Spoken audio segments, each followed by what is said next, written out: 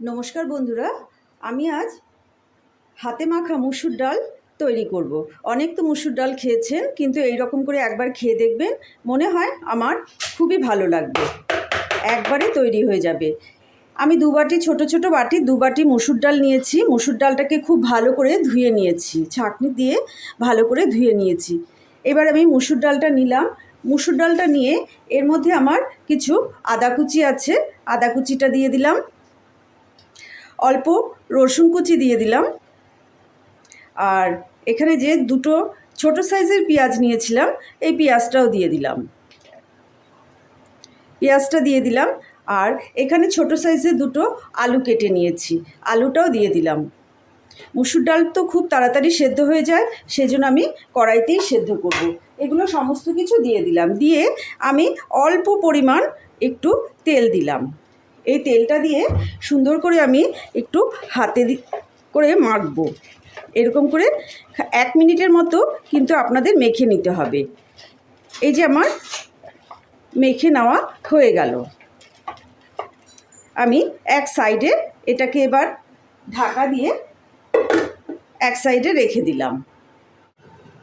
আমি গ্যাস জ্বালিয়ে কড়াই বসিয়ে দিয়েছি, তার মধ্যে বেশ খানিকটা তেল দিয়ে দিলাম। 2 থেকে 3 চামচের মতন আমি তেল ব্যবহার করলাম। এই তেলটাকে একটু গরম হতে দেব।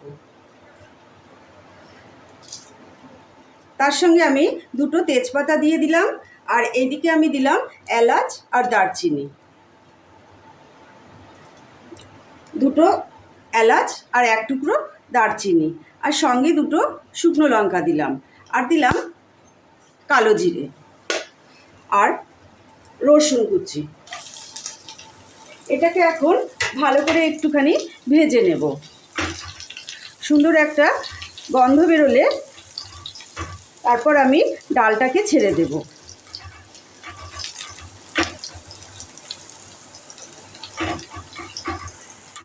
আমি কিন্তু লো ফ্লেম করে এই মশলাগুলোকে ভাজলাম। আর এই যে আমি হাতে মেখেছিলাম ডালটা, এই ডালটাকে আমি এটার মধ্যে দিয়ে দেব। সমস্ত ডালটা দিয়ে আমি সুন্দর করে নাড়ব। এবার ফ্লেমটাকে লো টু মিডিয়াম করব। আর একটু ডাল রয়ে গেছে, ডালটা আমি দিয়ে দিলাম। এই ডালটাকে খানিকক্ষণের জন্য একটু ভাজা ভাজা করব।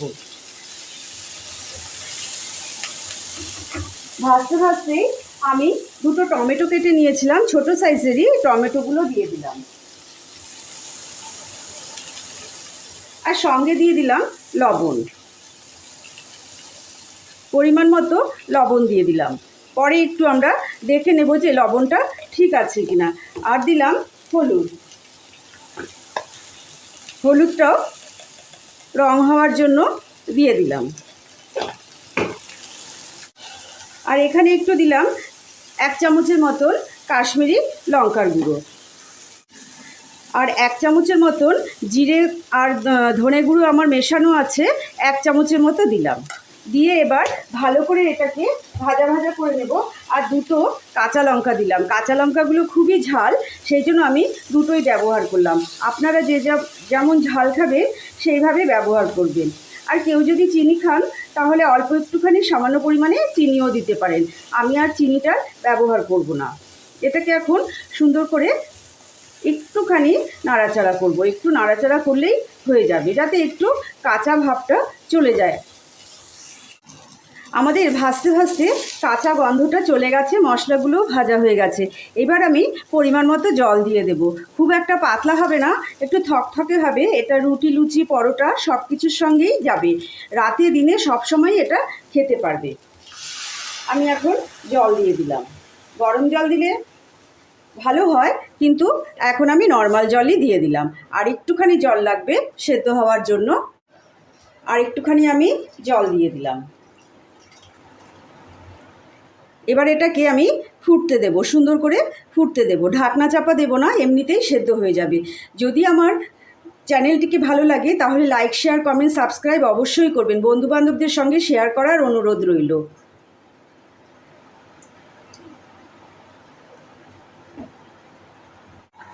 আমাদের ডালে কিন্তু টকবগি এসে গেছে, ডালের রঙটাও কিন্তু খুব সুন্দর হয়েছে, জলটাও কিন্তু আমাদের পারফেক্ট আছে। আর একটু সেদ্ধ হলেই আমরা নামিয়ে নেব। মাঝে মাঝেই কিন্তু একটু নাড়াচাড়া করে দেবেন, এইভাবে নেড়ে দেবেন, তাহলে সমানভাবে সেদ্ধ হয়ে যাবে। আমাদের ডালটা কিন্তু তৈরি হয়ে গেছে, এর চাইতে বেশি আমি টানাবো না। আমি গ্যাস বন্ধ করে দিলাম, তার কারণ যখন এটা ঠান্ডা হবে তখন একেবারে ঘন হয়ে যাবে। এর মধ্যে আমি একটু সামান্য পরিমাণে ঘি দেব। আমি সামান্য একটু ঘি দিয়ে দিলাম, আর তার উপরে আমি একটু ধনেপাতা কুচিয়ে রেখেছি, ধনেপাতা দিয়ে দিলাম।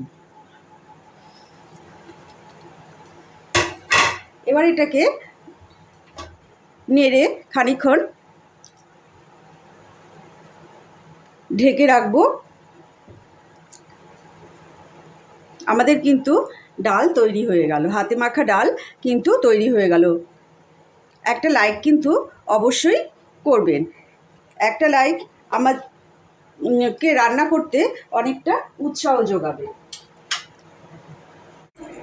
আমাদের হাতে মাখা মুসুর ডাল তৈরি হয়ে গেল। আপনারা সুস্থ থাকবেন, ভালো থাকবেন। আবার কোনো দিন হাজির হয়ে যাব কোনো এক রেসিপির সঙ্গে।